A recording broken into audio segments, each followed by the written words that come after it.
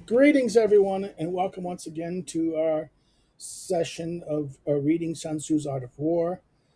Today we're doing, okay, I get, oh, so I'm Clifford Bates. If I haven't said that already, you should know who I am. We're doing, which is, I think it's the fifth chapter or the first section of this, of Sun Tzu's work. The title is Potential Energy. Um, so let's start. These are kind of shortish things. Oh, the light. Yeah, you're saying the light, the light, the light. Okay, we'll have to fix this maybe. Um, Starting out again, Master Sun said, right? He introduces this Master Sun.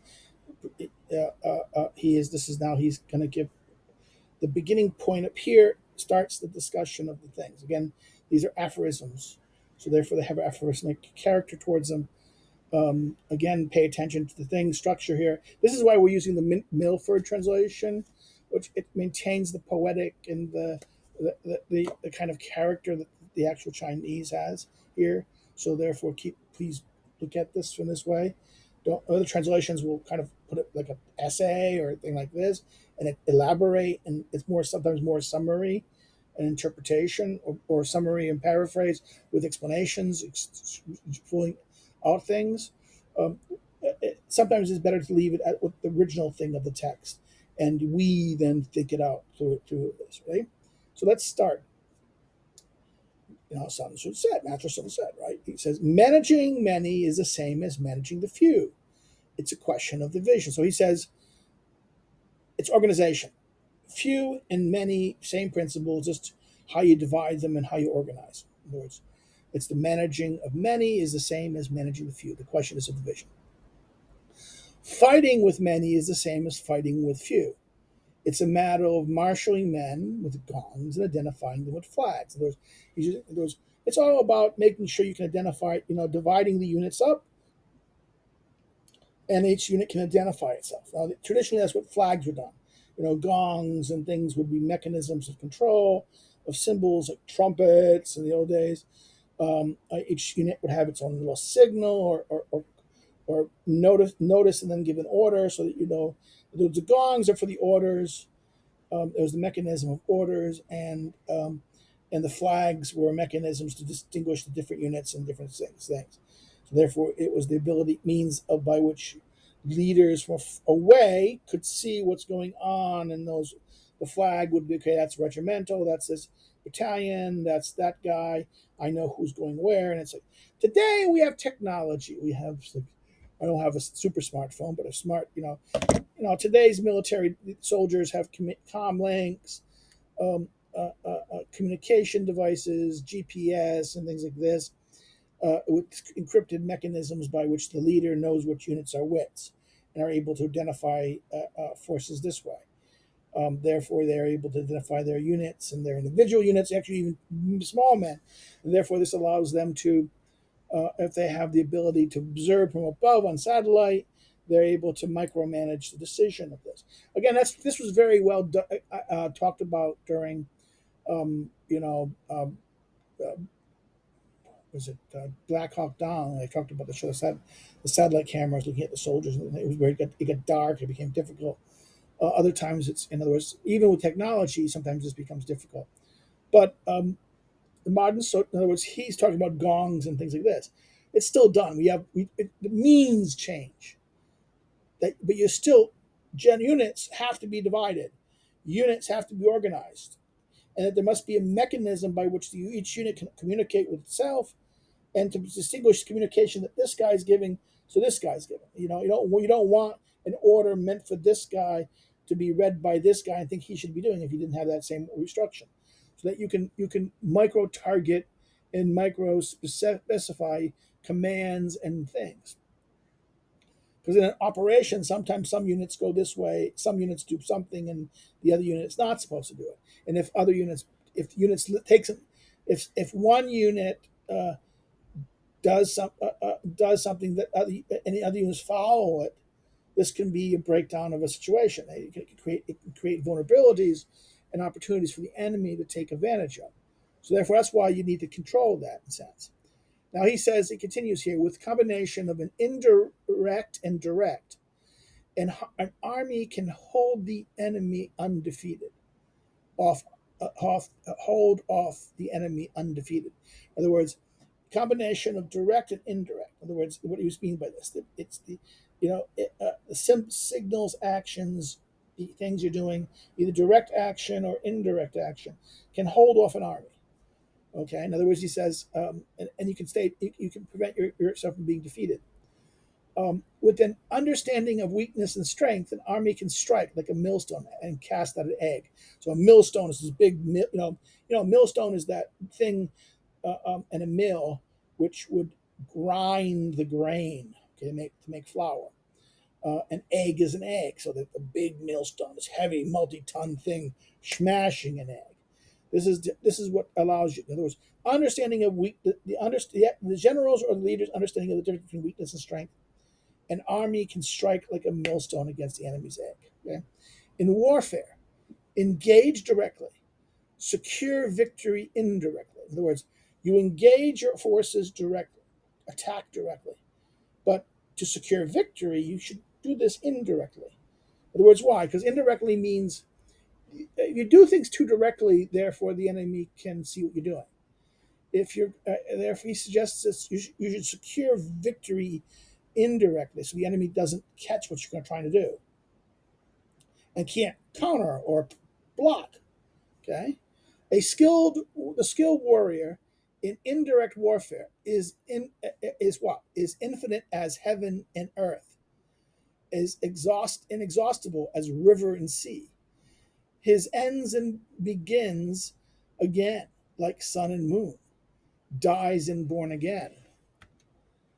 Um, Come on, why is it being this way? Like the four seasons, dies and born again like the four seasons. So he continues here on this point that this is what? This is the way that this flies around. That it's going to,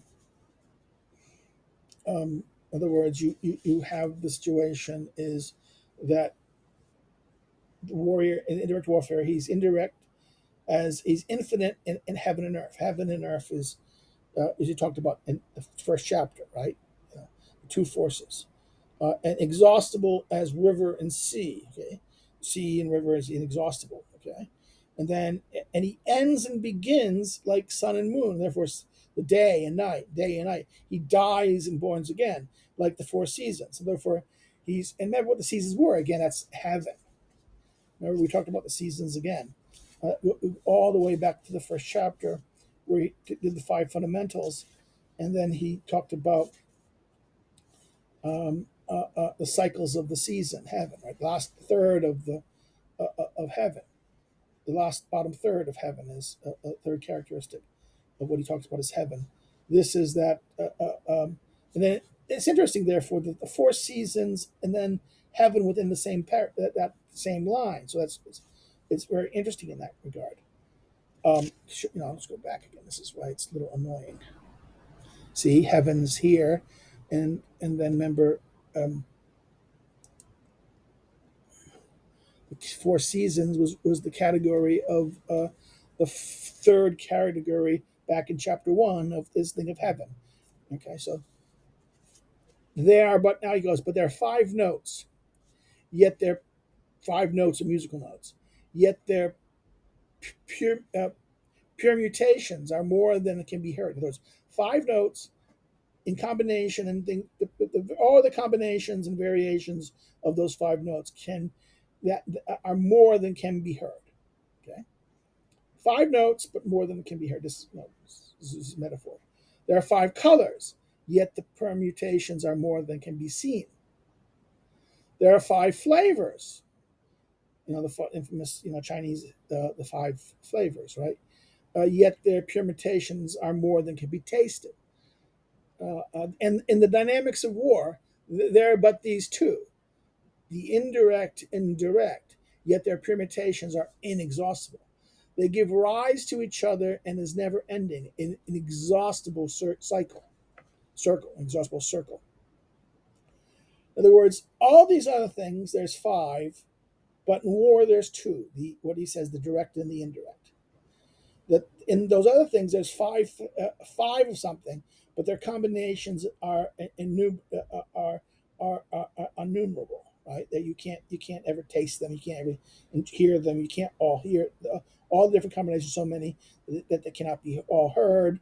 They can't be all the colors that they cannot be all seen, and that and the flavors that are so combinations of them can be not tasted, can never be tasted. So therefore, in war, what happens is inexhaustible. The combinations of this, they're two, but their permutations of these two and the variations of these two are inexhaustible, and they give rise to each other.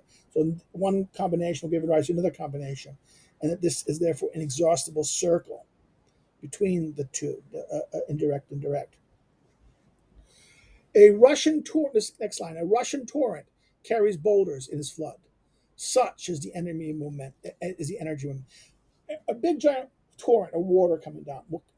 This motion of water is so powerful that it can move boulders with it. Okay, this is a momentum. Momentum allows the force of momentum will take other things with it to move it as well. Okay, he now brings a swooping. The next example: the swooping falcon breaks the back of its prey. Such as precision and timing. So therefore, the first is momentum. Momentum is like seen as the Russian torrent of water uh, going down. That's flooding something and moving a huge torrent of water or snow, like the snow, avalanche coming down. Water, snow, this force or earth slide, same thing. Something that is able this torrent. There's so much energy in it that it moves boulders and things. The swooping falcon, precision, breaks the back of the enemy, right? And then that breaks the back of its prey. And the next one he says, and precision of its timing. In other words, such is the precision of the time. Swooping falcon breaks the back, precision and timing, energy, and its momentum, right? So timing, momentum, precision, basically timing, right? A skillful warrior's energy is devastating. His timing is taut. It means his timing is right to the thing. The time is the right time to do it. His time is not delayed. It's going to be done to the second. It's precise. That's why he uses the metaphor of the falcon breaking the back of its prey. It's precision. It's precision, and it's precision because of the timing. His energy is like a drawn crossbow. His timing is like the release of the trigger. The energy is the energy. The release of the trigger is the thing that causes. Okay. The atonement of the battle the struggle may seem pell mell. I mean, it's chaos order, but there is no disorder. In the confusion of the melee, the battle may seem topsy turvy, but defeat is out of the question. So what has happened is that if you've done everything well, you planned it, and you know your forces like this, the battle may look one thing, but in reality, if everything is being done right in the forces, and if you assess the enemy correctly, and you're attacking with the forces that you know that their forces at this are less than yours, and you have more, you have greater forces, their forces are weak. It's a vulnerable position. All the things you're supposed to do before you do, even though, in other words, even though the chaos might look, it might appear topsy turvy, but defeat is out of the question. Why? Disorder is found on order, fear on courage, weakness on strength. So therefore, order and disorder is founded on order. So what is this? They're connected. He's saying courage and courage, fear and courage. Remember, what is fear? Fear is, courage is tied to fear. It's not the absence of fear; it's the overcoming of fear. And the same thing with order. Order is not the lack of order. It's merely disorder is not the lack of order. It's just that order has been broken up, it is kind of lack of order, right? But it's not the same with fear in that sense. Weakness on strength. So strength is, in other words, and this is interesting. The top is a negative of the latter two. Order on a disorder. No, everyone is a negative. Disorder, fear, and weakness. These are negatives. and they're founded on order, courage, and strength. Orderly disorder is based on careful division. Courageous fear on potential energy, and strong weakness on troop dispositions. In other words, he's saying, again, this is the appearance of a thing versus the thing. In other words, he's saying that this orderly order is based on careful division. So orderly disorder is a careful, is something that looks, if you've divided your force in a certain way, it looks like they're disordered. In other words, a false appearance. A careful division in a structure can appear to be disordered. And then a courageous fear, uh, uh, uh, uh, uh, a courageous fear on potential energy. In other words, the energy is potential. That's the energy. In other words, the soldiers are kind of worried individually, but the dynamic, the success is not dependent upon their own action, but on the cumulative action of everything together. Okay, and then strong weakness on troop positions, is how the troops are disposed. In other words, we look what looks to be weak or disorderly, again, is really strength. The skilled warrior at steering the enemy provides a visible form. The enemy is sure to come. He proffers the bait, and the enemy is sure to take it. He causes the enemy to make a move and awaits him with full force. In other words, remember back all the way back, lure with bait, strike with chaos. Again, the enemy, a skillful enemy is what? He steers the enemy. He stirs the enemy. Steering the enemy by what? Provides a visible form. He provides a form in his soldier that his units and his things are looking a certain way. That it what? You look weak. You look. In other words, your structure of your battle and your structure of your things is such that it has the appearance that there's a weakness there. So it's a bait. Now remember, weakness is the bait. Vulnerability is the thing that you look for in your enemy. So therefore, you have to be careful. You should look for vulnerability, but make sure, is the vulnerability real or not? Is the vulnerability real or not? If it's real, then go for it, because you will win. But if it's not, if this is bait, this is a trap that the enemy is doing, because you're doing the same thing. You're presenting things that look differently than they are to kind of lure the bait, because you set a trap. You lure the bait, he'll take it and cause the enemy to make a move, and you're waiting for him to make that move, and you'll attack him with full force. And your full force is the millstone to his egg. Okay? A skillful warrior exploits potential energy. He does not hold his men responsible. In other words, it's potential energy. The skill, in other words, the energy of the soldiers and the things that they're all there. And they're going to fail. They may fail. The individual ones are going to do it. So he doesn't hold his men responsible if it doesn't work. It's because you didn't. If things go bad, it's because you fucked up yourself. The general, the leader, fucked it up. Why? Because he misread things, or his plan wasn't proper. In other words, he didn't do things right. The skillful warrior exploits potential energy. And what is the potential energy here? It's the force of the river. It's the precision of timing. It's the combination of combination of force, momentum, and precision,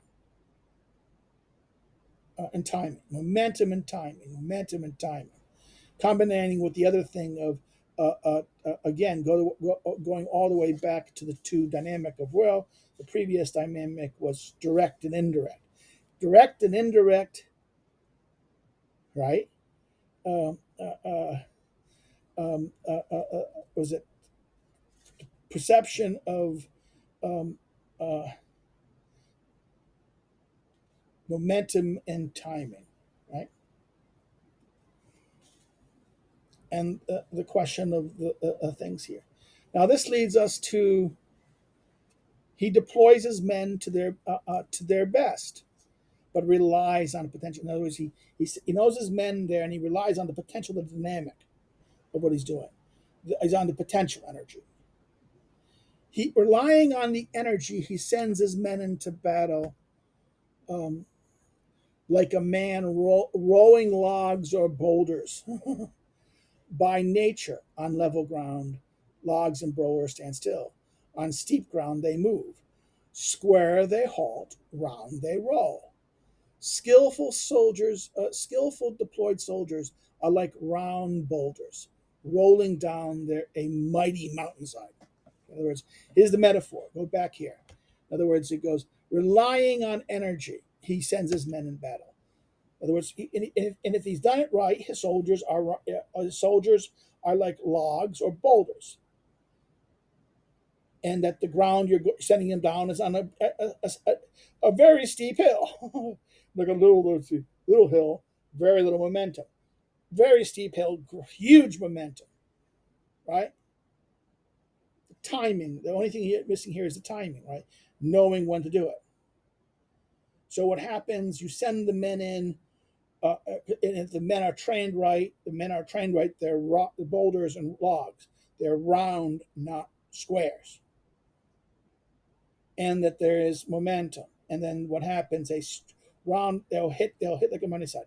All of these are potential. All of these matters. These are the matters of potential energy. And this is why. This is how we end up. In a sense, potential energy is that potentiality of the form in the question of the soldiers, the organization. The organization of this is such that they're able to take men and small. They're saying this question of organization. They're able to communicate well. But then you can do things that you can make it look like it's.